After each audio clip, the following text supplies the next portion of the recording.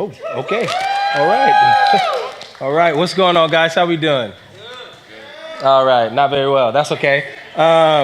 Hey, guys, check it out. I know everybody's right now just completely thrown for a loop. These cats said, Natalie went up there and said, hey, guys, thanks for worshiping. Everybody said, hold on. What? What just happened? I know that wasn't it. Some of y'all just walking in like, hold on. Did I miss something? Hey, we're going to get to that in a little bit. Tonight, and I'll actually speak to it in a little bit. But before I go into that, what we're going to share for tonight is we're kind of wrapping up our series. First, let me say this. I'm super pumped to be back, super excited. Cambodia was absolutely lit. If you went to Cambodia with us just a couple weeks ago, make some noise real quick. Well, for sure. A few of everybody else here, everybody else is recovering from sicknesses and everything else. But we are super pumped to be back, man. I absolutely missed you guys. But like I said, Cambodia was dope. I'm super pumped to be back, with you guys, man. So before I dive in and we kind of finish up this thing, if you're hanging out with us for the first time, want me to say welcome. Some of you guys are like, man, this is my first time seeing you. Maybe you've been here a couple weeks and you're like, oh, who the heck are you? Hi, my name is Jakeem. I've just been gone, but I'm back now and want to say welcome. If it's your first time hanging out, make sure you check out our Welcome Home Center. We have a gift for you. And for those checking us out online, checking us out during the week on YouTube, also say welcome, guys. Just throw up a quick hand, just wave. You don't got to turn around, just wave. All right. These 4 rows, I think usually when I see, they saw you guys. So I didn't see you wave, so that means I don't know if they ain't gonna feel the love. That's okay though. That's okay. Yeah, check it out. So like I said, Cambodia is great. I don't know if you guys can tell right now, but I might as well just speak to it because everybody can probably see. Somebody said I got my R&B voice on. I think Victoria said when you got like your little low R&B voice on. In Cambodia, I made it the entire time without being sick. Was super cool. And then the moment I come home about 2 days in, things started to hit. So I get to talk in an R&B voice, and I can only hear out of one ear right now. So I don't know what's going on, but it is all good, man. Somebody say, God is good. God is good. He is. Somebody say, yeah, just with passion. I love that. Check it out. I'm going to pray, and let's dive in. Is that cool? All right. Jesus, thank you for who you are. Thank you for tonight. Thank you for this time. God, we just pray that you would just be in this space. Lord, as we wrap up our So Will I series, which has been all about worship, God, that you would continue to speak to our hearts, God, that you would give us some lasting thoughts to leave with us as we journey with you, God, and as you ask us and call us and informed us and shaped us for worship, Lord, that we could do that, Lord, the way that you ask us. So, Lord, we thank you for tonight. We thank you for this space. We ask you to do what you do in Jesus' name. Amen. So guys, we have been walking through a series titled So Will I, and it has been a worship series, and it has been absolutely phenomenal, man. It started the day that I left, so I didn't get a chance to see any in the room, but I've watched all of them on YouTube. If you haven't checked us out on YouTube, guys, check us out on YouTube. You can watch all the messages. It's super dope. But, man, when I say it has been fire, it has been absolutely fire. Victoria kicked us off on week 1, man, with this idea of not misplacing our worship, that so many of our worships can be misplaced. And she said that all of us worship something, that all of us worship something because we're created to worship, whether you are a believer, an unbeliever, CME Christian, only on certain occasions, whatever it may be, no matter where you fall, us as humans, that all of us are formed and created to worship. We all worship something. Now, what we worship is the question. And she said that be careful not to misplace our worship, that our worship is for him, it's for God. And then the second week, man, we had our friend from Haiti come down. His name was Tas, and he came and talked about this idea, man, that worship is a choice. That worship is a choice, and that we have to choose. We have to be intentional of choosing to worship, man. And then last week, oh my goodness. Last week, I heard you guys had just an absolute party in here, man, because just God was just up to something. And my boy Brian came and spoke. He spoke about the holiness of God. And he spoke, man, before that we can get into how we worship and the different ways that we worship, and he spoke of who we worship and the significance of who we worship.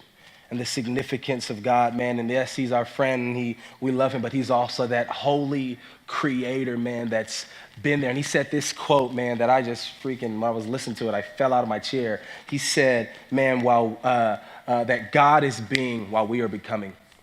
Yeah, God is so holy, so perfect. And then he loved us, chose us, created us, and allowed us to participate, allowed us to engage in relationship with that. But in that process, we are becoming, but we get to become and worship and serve and reverence a God who is already being, man. And that was absolutely awesome. So, like I said, man, so I kind of have the fun job. Last week, we, like I said, we wrapped that up, and we just kind of really had some intentional moment at the end to just worship and to be still and to be present and allow God to speak and to move, and it was awesome. It was awesome. But tonight, I kind of want to deal with this question because over the last 3 weeks, and as we've dealt with worship and what it's not, and we've dealt with worship and who we're worshiping, we heard a lot of the, worship is more than music, or worship is more than maybe devotion time, or the different areas we said worship is more than that. And I kind of want to, as we talked about what worship isn't, I kind of want to press on tonight what worship is. We're going to create some moments on the back end for worship. We kind of flipped service on its head today just because, why not? But tonight, man, we're going to have some moments to do worship. We want to kind of speak to some of these things where it's like if we strip away some of our ideas of worship, right? If we strip away some of what we've been maybe trained to think what worship is, we want to dive into really just what is worship or how we worship. And that's what we're going to tackle today, man. So if you got your Bible, to help us kind of unpack some of this, we are going to be in 1 Samuel 13. If you got a Bible, an iPhone, iPad, or just a phone in general, we're going to be in 1 Samuel 13, man. And I'm going to just kind of give us some background of what's taking place. And I like this, man, because Saul is getting ready to, or this story takes place with a man named Saul and a prophet, somebody who speaks on behalf of God named Samuel. And I love this story, man, because what this story does is it begins to highlight or pinpoint something that I think as we have taken in, as we wrap up this conversation about worship, that if we remember this, as we take it with us, it begins to shape, it begins to shift, it begins to really begin to change how we view worship, how we approach worship, how we do worship, and even how we define worship. So it's really good. So here, what's getting ready to take place, man? We're in the middle of, like I said, 1 Samuel 13, and what is going on, man, is it takes up with this man named Saul. And Saul is, for those maybe that don't know, he is the first king of Israel. You guys all know David? We talked about David, we did a David series. Not everybody all know David. Anybody know David? Okay, for sure, you know David. Okay, right, most people know David, right? Psalms 23, yeah, okay, that guy. He who wrote that, that's David. Well, David is this kind of the king that everybody knows, that we know. His name has been reigned. But before David, there was a man named Saul. And we all know Saul as the person who tried to kill David and all this other things. But before Saul really started tripping, he was always tripping. But before he started like tripping, he was the first king of Israel. He was the first person that God had anointed. He was the first person that Samuel had anointed, the prophet that we're going to talk to. And he's in this moment, man. And here's the thing, man. If you can go ahead and flip up the first slide, I want to give a little background about who this Saul guy is, because a lot of us really don't know Saul. His story is so short or so negative. You can go to the next one. Is this, man, is even though Saul, he was called to be the king, he was anointed. The reality is, man, literally from day one, he's anointed, I think, in chapter 11. And by chapter 14 or 15, God is like, okay, bro, I'm done. Like, you got to go. You're fine. You're done. So this is some things that we can just kind of know. So you get an idea who Saul was. Saul was first king of Israel. He was bad at his job. He had little faith in God. He often misplaced his worship, and he struggled with obedience. Those are just some of the characteristics. And even I kind of think of an example is 1 Samuel 13, man. In 1 Samuel 13, man, Saul just could never get this idea of that obeying God or following his commands. He could just never grasp it. He could just never get a hold of it. And he found himself in moments thinking he was doing what was right, or in his mind convincing himself doing what is right, going specifically against God, but doing it in the name of God, and found himself where God said, dude, like, I can't touch this. I have to separate. I have to be apart. This is not good, man. So what happens in, man, 1 Samuel 13, similar to the story we're going to read in a little bit, he has this moment where he is trying to get ready to go into this war. And as he's getting ready to go into this war, he's like, before we go into this battle, God, we need to seek you. But Samuel, the prophet that we're talking about, was like, bro, just hold on. I'm coming. Because in that time, we can't dive into the complete background of it. Only one person is able to make like the prayer request, or the priest, or in this case, he's getting ready to make a sacrifice, right? He's getting ready to worship before God so God can give him a blessing for this battle. That's what's getting ready to happen. Right? So Samuel says, man, just hold on for a second. I'm coming. Well, Saul's in this place. He has lack of faith. He has his misplaced worship, and he's struggling with obedience. He's like, dude, like, I got to get ready to go to war. Samuel, you're not here yet. And he takes it knowing that he's not supposed to do it. What he does is he takes this sacrifice. He makes his sacrifice and does this worship before God. However, in this case, that is not how he was supposed to worship. It's not how he was supposed to do it. That is not the command, or that's not the instruction. He knew that that's not what they were supposed to do, that only the prophet or the priest was able to make sacrifices before God. But he tried to do this thing which has God's name on it in behalf of God. But that's not what God had called or commanded. That's not what God had instructed. Well, 2 chapters later, even though Samuel challenges him, 2 chapters later, he finds himself in another similar situation. So this is what happens, man. Hey, God forgives him the first time. Well, now he's in this place where they're getting ready to go into another battle, or just got out of a battle. This is what happens. God says, look, I want you to go into another battle. I want you to kill the Amalekites. I know that sounds tough, but we'll get to that. If you have any questions, you can talk to me later. But anyway, this is what happens, man. The Amalekites were this people that once God had first delivered the children of Israel from Egypt. Said that word right? Good. Once he first delivered them, he was like, the Amalekites are a group of people that literally stood against him. They were heavy in fighting against him. And God says, you know what? It's finally time to repay this group of people. So what he says is, man, Saul, get your group, get your army, and I want you to go fight and kill the Amalekites. I want you to destroy everything. He literally says, kill everything. No, he said, sorry, it sounds bad, but men, women, children, donkeys, sheep, everything. He says, don't leave nothing. He gives it real clear. This is what I want you to go in and do. Here's why. Because one, they're the enemy. They're the enemy of God. They've done so much wrong. And on top of that, once you keep these different people in the land, this is what you're going to see the Israelites begin to fall and to worship other gods. This is why, because they allow different gods and different things to just have influence on their life. So he says, man, I want you to go in and kill everything. I want you to wipe it out. We're done with it. I'm done with it. So this is what happens. Saul walks in and says, you know what? All right, gets his men, goes in, start kicking down doors, taking everything out, boom, throwing everybody around. And he's doing what God told him, but this is what he does. First, he keeps the king alive. And then he takes all the best ram, the best cattle, the best goats and stuff, and he keeps it. And then he goes and he's with his people and says, look, man, we did pretty good there. That wasn't bad. And Samuel comes and says, bro, what did you not, like, we just talked about this. Like, what is going on? He tells me, he says, well, look, man, I was like, I did everything you asked. I did everything that you asked me. We went in, we took everything. Now, I did keep the king alive, and I kept all the fat and rams. Why? I kept all that stuff because, we want to offer the best to God. This is how we want to worship God. This is how we're going to sacrifice to God. And Samuel goes, man, here we go again. So this is what happens, man. It picks up. I'm going to pick up in verse 19. And this is what it says. This is what it says. It says, Samuel talking to Saul, he says, why haven't you obeyed the Lord? Why did you rush for the plunder and do what was evil in the Lord's sight? But I did obey the Lord, Saul insisted. I carried out the mission he gave me. I brought back King Ahab, but I destroyed everyone else. I know I brought back King Ahab, but I destroyed everyone else. Then my troops brought in the best of the sheep and the goats and the cattle and plunder to sacrifice for the Lord. We did that for the Lord. What do you mean, Samuel? Like, I know he said kill everything, but we did this for him. But then Samuel replied, what is more pleasing to the Lord? Your burnt offerings and sacrifices, or your obedience to his voice? Listen, obedience is better than sacrifice, and submission is better than the offering of fat of rams.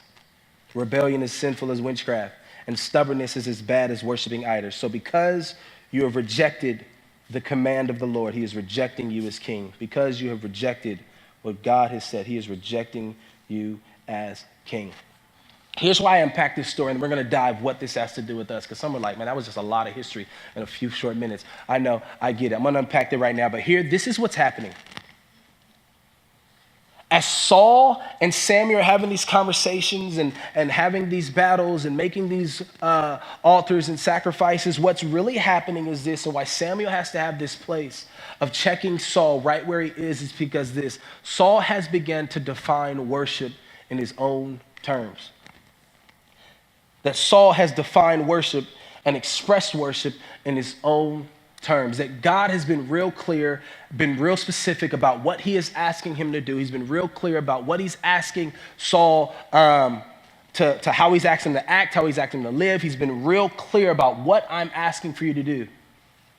But what happens is even though it looks and is masked like worship, here's why this is the thing. This is almost like maybe worship for us or when we sing songs. But because here's the thing. Sacrifices was worship, right? The altar was worship. Giving God the best cattle and the best goat for their time was worship. That's how they had worship. When Abraham would go to new cities and he would declare it and give it to God, he would do those same sacrifices. He would do the things that looked like what Saul was doing. He would have his worship wrapped up what looked like what Saul or what God had defined worship as, or what he looked there, seen what worship as. But God had given him a clear commandment. He had given him clear instruction.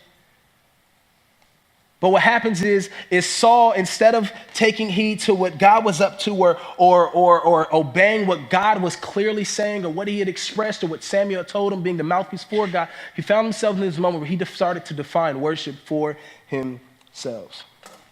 He started to define worship for himself. And here's the reality. As we kind of fast forward about 4,000, 6,000, a certain amount of thousand years, today, some of us do the same exact thing. Now, no, I don't think some of us God has asked us to go into different countries and take people out and to kill everything. And that's not what I'm saying. I know many of us probably aren't doing that. But a lot of us in our own daily life, how we have began to or hear this word worship or how what we've walked through over the last 2 weeks, when it comes to this idea of worship, we have begun to identify or define worship for ourselves. And here is the reality. Here's the reality. The fact is as we've talked about over the last 3 weeks, worship is a God concept by God, by the Holy One, by the creator of everything that he has invited us to participate in. But because he's invited us to participate in and because he knows what best and he has the answers, here's the reality. Is that we don't worship God how we want to. We worship God how he tells us. Now, we don't get to worship God how we want to. We worship God how he tells us. And here's the reality. Saul never got that point. Saul said, well, this looked like worship in this instance, or I know God said do this, but in this occasion, this will be okay. He started to define it, what was right in his own eyes. And here's the reality, man. The fact is that is what takes us back to the garden. That's what takes us back to the fall. The whole issue with humanity, as we just kind of give a little bit more history, man, what takes place in Genesis 3 is not simply that Adam and Eve ate a fruit.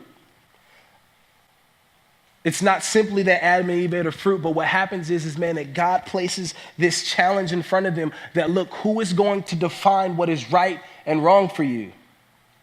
Is it going to be me or is it going to be you? That's what it means when he says the knowledge of good and evil. Who's going to define what is good? Who's going to define what is right for you? Are you going to allow me in my holiness and my creation, you being made in my image, to define what is right? Or do you want to take the being able to define or identify what is right and what is good into your own hands? That's the sin that takes place in Genesis 3, if you didn't know. Fun fact. Anyway, so here, fast forward.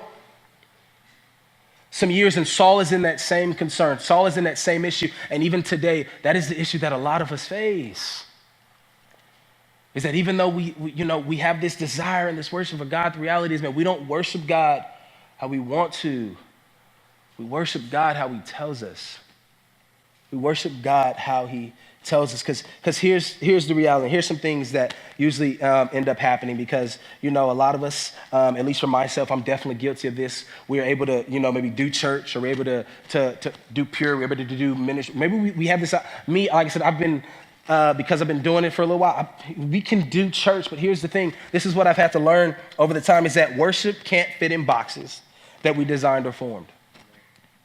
That worship also wasn't intended to be a religious routine.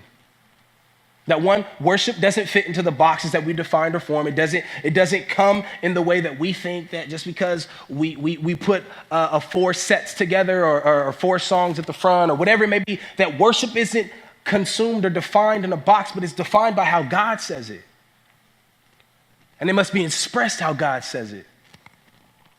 The next is, worship wasn't intended to be a religious routine. The reality is, man, I know I said, we just did it for no reason. The reason we even flipped today's message or today's service on its head is for this very reason. Is that because sometimes we get so content or so comfortable that, what is worship? Worship is when I get the chance to come in, and listen to my 4 songs, or maybe some of us a little late. You're like, what, worship's going on. I catch the last 2 songs of the worship set, whatever it may be. It's like, well, this is my time of worship. This is the time I get a space. And the reality is, no, that does not capture, that does not define what worship is. It doesn't capture or define, or that's not the fullness of what worship is. But because we've allowed worship to become a religious routine instead of our lifestyle, instead of how we live, instead of the very fabric of our being, we've allowed it to become a religious routine. Another thing is, man, that worship doesn't start or stop when we're at church on a Thursday or a Sunday. That worship doesn't start or stop when we're at church on a service, we're at Pure, we're at church on Sunday, or maybe the 25 minutes we're listening to worship and doing a devotion in the morning. But the reality is that we're going to unpack just a few minutes that we got left, is that worship goes so much further beyond it. So this is what I want to do, is we kind of go and we've unpacked Saul and we've defined what worship isn't anymore. I kind of want to just walk through this. But we've had some really good conversations over the last 3 weeks about why we worship, who we worship, the God in which we worship, man, his holiness, his splendor, man, his majesty, his wonder, his greatness, man. And this Sunday, I don't know if you guys are free, man, come to the Unplugged. This is going to be an amazing time of worship in space. If you have not heard about it, you're going to hear more about it. If you haven't heard about it, ask questions today. Come find out, what is he talking about? What is this Unplugged? Because we're going to have even more spaces to just sit, pause, be still, and to worship. But the reality is, man, worship even goes beyond Unplugged. Worship goes beyond a Thursday. Worship goes beyond so many of those things. So let's do this. I also want to unpack for us. I want us to simply walk through and unpack what is worship. Or better yet, how do we worship? The first way, man, how do we worship is that we worship God first with our voice. This one's easy. This one's pretty easy. Why? Because we know we do our 4 songs and we sing, and I love, man, and David, who comes along after Saul, because he's who replaces Saul after God rejects him, man. And he comes and he has this moment, man, and it's in Psalm 63:3, and he says this. He says, man, because of your loving kindness is better than life. He's in this moment and he's not asking God for anything. He's in this moment where he's not like seeking resistance from enemies. He's simply in this place, says, man, look, God, it's because of how great you are, because of your holiness, man, because of how wonderful you are. He says, man, look, I'm desperate for you. I'm so hungry. I'm so thirsty for you. And he has this desire to get close, right? And this is what he says, man. And he's just with his voice, he says, look, because your loving kindness is better than life itself. These are the words, one of my favorite passages. He says, because your loving kindness is better than life itself. It says, with my lips, I will give you praise. And here's why this is important, because I think it goes that whether it's by song or praise or thanks or prayer or et cetera, or whether it's even with worship or the music that we listen to or we sing the songs, the reality is I think it goes even beyond that. Because I think, yeah, that's a good start, but God wants to hear our voice and how we speak highly of him, even beyond like the worship songs that someone else has wrote. But he wants us to speak to him and begin to praise and honor and worship him out of our own experience of him. But remember how I said we've allowed our worship to be routine or be put in a box, or our worship is defined by Bethel's latest album, right? Or whatever it may be. And this is how, okay, these are the words I'm using. Don't get me wrong, it's fire. I love it. It's good. But I mean, there needs to be moments that when we really have these encounters with God's holiness, with God's splendor, with his wonder, and we say, man, look, in this moment I choose to worship. That we must worship him, man, out of our experiences. Why? Because I know God meets each and every one of us. That's just the reality, guys. So just like we would speak highly of our friends or our family or those that do well by us or those things, it's just like David said in Psalm 63:3, man, if that what God has done in our life, man, and out of thanksgiving because his goodness and because his love and his kindness is better than the very fabric of life itself, because it's so great, he says, man, your praise, your worship, your reverence will never leave my lips. Will never leave my lips. So that's how we worship God first, man. We worship God with our voice. That one's pretty easy. Here's the second one, is that we worship God in how we give. We worship God in how we give. Now, whether that means that means time, that means how we serve, whether that means money, that means no matter what, whether we offering, all those different things, it's this. Is worship is our expression and our recognition that our life is not only about us. That worship is our expression and recognition that our life is not only about us. Now, this is how this shows up, because here's the thing: when we're so consumed or we're the most important thing in our life, we begin to trust in ourselves. We have to dot every I and cross every T. But what worship does, even when it's in the form of giving, as we give time, as we give our efforts, money, service, the things that we give and we begin to dedicate, it's simply saying this, that, man, God, I believe that your way is better. That I believe who you are is greater. That I believe who you are is so much more important. And what happens is when it begins, worship begins to literally change the fabric of how we view ourselves and how we view life. Now, before God, a lot of us may, and I know this has been an issue for me for so long, is that we become the most important person in our story. But that's not the case. God is the most important person in our story. But this is what I love, is because what he does is that because God is the most important person in our story, he lets us be the most important person in his story. That was good. My goodness. That was not in the notes. That was free. But when we recognize that, man, and this is what he does, what he says is this: well, because God, I recognize that who you are is better, who you are is greater, that I begin to, those things I used to hoard or keep for myself or take are not important, but I give those things away. I begin to give those things to you because I know they're better in your hands. That the time I invest and what I give my time to, what I give my energy to, what I give my resources, my finances to, those things I give those things to, I know that in your hands they're better than in my hands. That starts with recognizing that God, that our story is not about us, but about God. And the last one is this, man, I got to wrap up, is that we worship God in how we live. Because we worship God in how we live. Romans 12:1 says this. I was just going to recite it or paraphrase, but I want to read it. Romans 12:1 says this. And so, dear brothers and sisters, I plead with you to give your bodies to God because of all he has done for you. Let them be a living and holy sacrifice, the kind that he would find acceptable. Truly, this is the way you worship him. Is that you would present your life a living and holy sacrifice that he would find acceptable. For this is truly the way we worship And as the worship team's getting ready to come back out, we're going to go back into a little bit more time of worship. Here's the reality, is that we've defined worship over the last couple of weeks, and we've talked about what worship is and how we worship.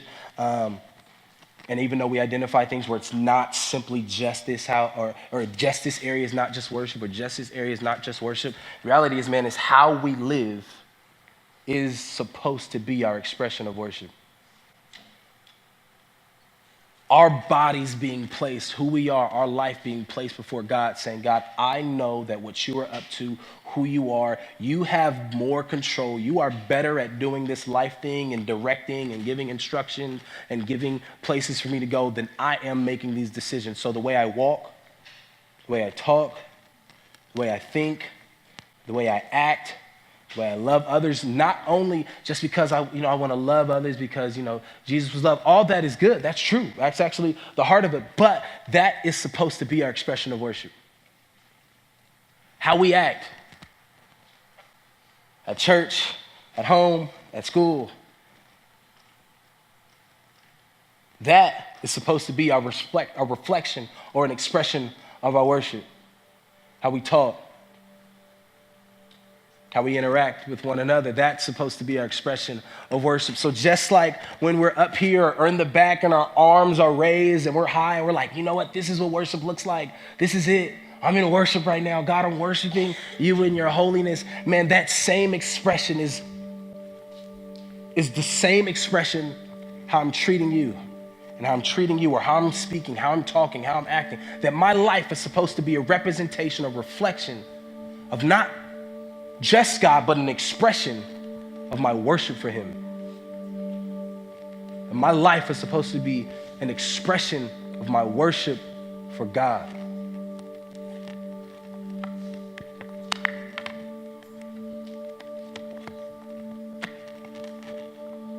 Here's the reality, guys. It's just like Victoria talked about in week 1. We were made to worship. We were created to worship. And all of us worship something. God in his love and his kindness has invited us in to worship him. But sometimes I think that just take for granted. It blows my mind that the God of the universe, the God of the cosmos, the God that created everything in his holiness and his splendor and his perfection said, you know what? Worship me. That you can be in relationship with me. That I love you, that I save you, that even give you reason to worship me. That we have those opportunities, man, that we have that before us, but here is the thing, it's not defined by how we want to worship. It's not defined by what we think is right. It's not defined by, routine or religion. It's not defined by that, but what is defined is by how he tells us to worship. Just like he told Saul, man, that obedience is better than sacrifice, man, that we worship God in how we live. Why don't you stand with me? We're going to pray.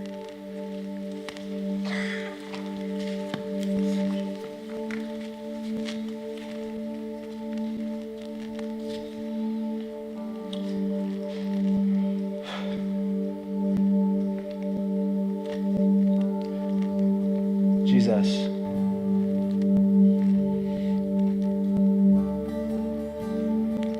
God, I thank you for series like these. You get to remind us of just what a great privilege and opportunity that we have. That the God of the world,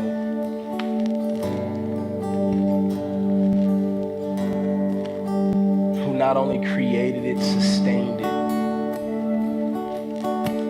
is still so loving and personal that he allows us to be face to face with him.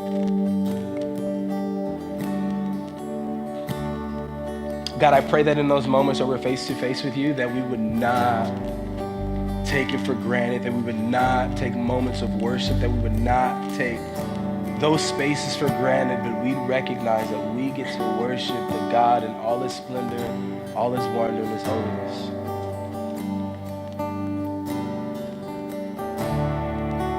And God, that we wouldn't define worship, or we wouldn't allow it to be complacent or some routine, but God, we worship you with just such a freshness, with such a depth. God, we worship you in the spaces that you called us to worship. God, with our words, with our voice, God, with our service and with our sacrifice, but ultimately, God, with our entirety of our lives. How we wake up and how we go to sleep, God, how we work and how we go to school, God, that it would all be a reflection of your worship, or be a reflection of our worship for you. Allow that to be pressed on our heart.